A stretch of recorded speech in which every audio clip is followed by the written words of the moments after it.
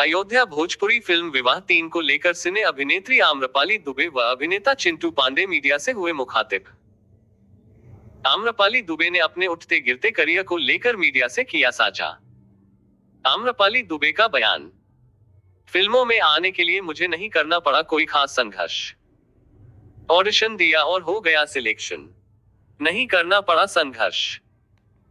मैं खुद किस्मत रही हूं और अगर संघर्ष किया भी तो मैं पुरानी बातों पर रोती नहीं हूं। मुझे खुशी कि मुझे संघर्ष करने के बाद मुझे उसका फल मिला। बस ऐसे ही भगवान मेरी मेहनत को देखते रहे और फल देते रहे। बच्चों के फिल्मी करियर पर बोली आम्रपाली दुबे। कहा अपने बच्चों को देना चाहिए प्रोत्साहन। अगर पेरेंट्स अपने बच्चों के साथ खड़े हो गए, उनका साथ देने लगे तो ना कोई उनका फायदा उठा सकेगा, ना ब्लैकमेल कर सकेगा।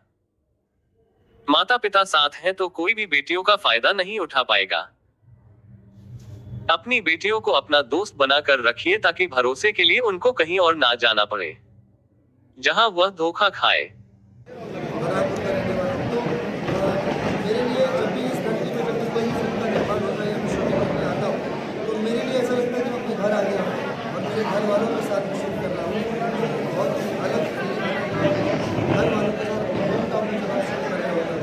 और चूँकि भगवान श्री राम की नगरी मेरी अपनी अवध नगरी, मेरी अपनी भाषा है अवध नगरी की, जब भी मैं यहाँ पर आता हूँ एक अलग सा एक मन में उत्साह होता है कि हम जो फिल्म यहाँ बना रहे हैं और भी लोगों को हम और भोजपुरी से हो या जो घर की भाषा के जो सभी लोग यहाँ पर आते हैं शूटिंग करें और अवध नगरी और साथ साथ पूरे उत्तर प्रदेश का और क्या पूछना है? सभी लोग और इतना ही जितना मेरा है सबका तभी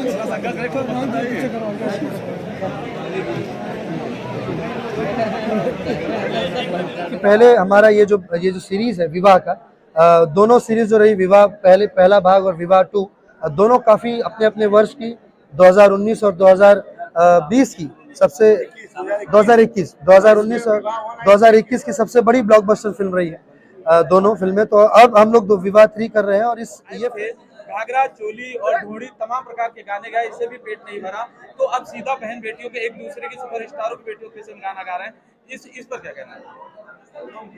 देखिए ये एल्बम की बातें हैं और मैं एल्बम्स इतने करता नहीं हूँ। आप लोगों ने देखा होगा तो मैं सिनेमा ज्यादा करता हूँ, तो मैं फिल्म को रिप्रेजेंट करता हूँ और भोजपुरी सिनेमा की बात करूँगा।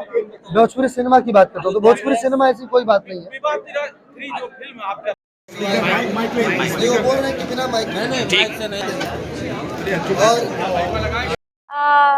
यही कहूँगी कि अपने बच्चियों को प्रोत्साहन देना चाहिए। अगर आप उनके साथ खड़े हो गए, आप अगर अपनी बच्चियों का साथ देने लगे तो दुनिया में कोई ना उनका फायदा उठा सकता है, ना उन्हें डोमिनेट कर सकता है, ना उन्हें ब्लैकमेल कर सकता है। किसी तरीके से बेटियों का फायदा कोई नहीं उठा पाएगा अगर उनके माता पिता उनके साथ है तो आप पहले ही दिन से इतना कॉन्फिडेंस में अपने बच्चों को रखिए, अपनी बेटियों को अपना दोस्त बना के रखिए ताकि उनको भरोसे के लिए कहीं और ना जाना पड़े जहां वो धोखा खाए। Thank you. सबसे बड़ी जो खास बात होती है एक लड़की के सक्सेस में, वो मुझे लगता है कि उसके माता पिता का प्रोत्साहन और आशीर्वाद। आपको कोई भी चीज़ अपने माता पिता की मर्जी के खिलाफ नहीं करनी चाहिए। आप जो भी चीज़ करें अपने पेरेंट्स का आशीर्वाद लेकर ही करें, तो आप मेहनत भले 10% करोगे, आपको सक्सेस 90% मिलेगा।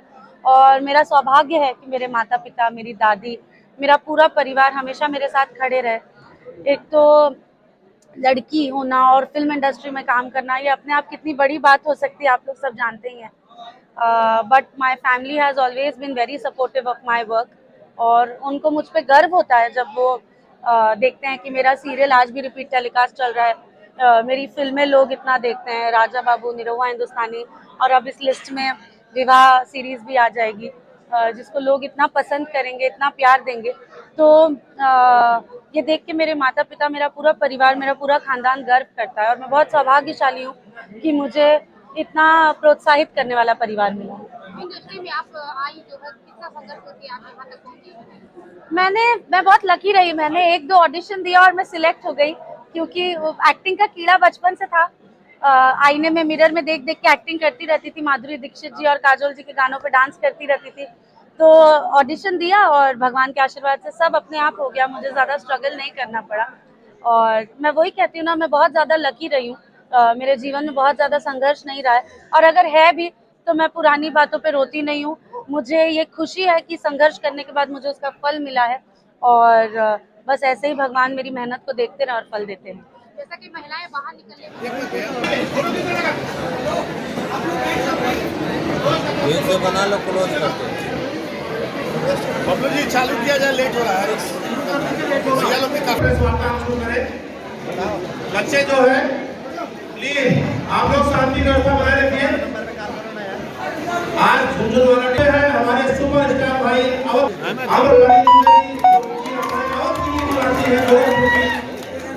और 4 फिल्में के साथ हम लोगों ने यहाँ कर लिया है।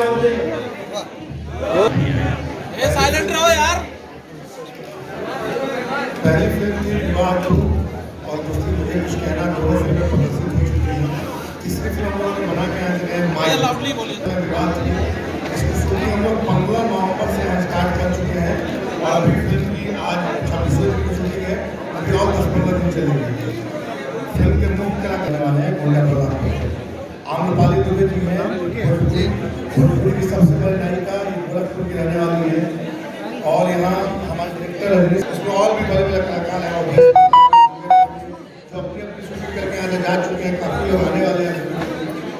तो अयोध्या में शूटिंग का काफ़ी अच्छा माहौल है, यहाँ अच्छे अच्छे लोकेशन है और लोग बहुत कोऑपरेट करते हैं और सब लोग का बहुत ज़्यादा प्रेम स्नेह मिलता है। यहाँ आपको लाइन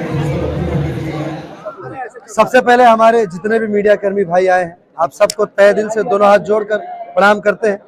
आप लोग अपना कीमती समय देकर हमारे इस खूबसूरत फिल्म विवाह 3 कर सेट पर आए हैं और हमसे रूबरू होने का, मुझे आप सब से मिलने का और आपके माध्यम से, आप सभी के माध्यम से मेरे जो भगवान स्वरूप जनता है उन तक अपनी बातें पहुंचाने का ये शुभ अवसर मिला है। उसके लिए तहे दिल से आप सबका धन्यवाद करता हूँ। पूछें। सवाल आपसे ये है कि भोजपुरी जगत में अभी तक तो देश में नेता जातिवाद फैलाते थे, अब अभिनेता और अभिनेत्री जातिवाद फैला रहे हैं, इस पर क्या कहना है? हाँ जी, ये बहुत अच्छा सवाल है। भोजपुरी में दरअसल अगर मैं बताऊं कि जो जातिवाद की जो बात आती है, पहले नहीं था लेकिन अब कुछ समय से शुरू हो गया है।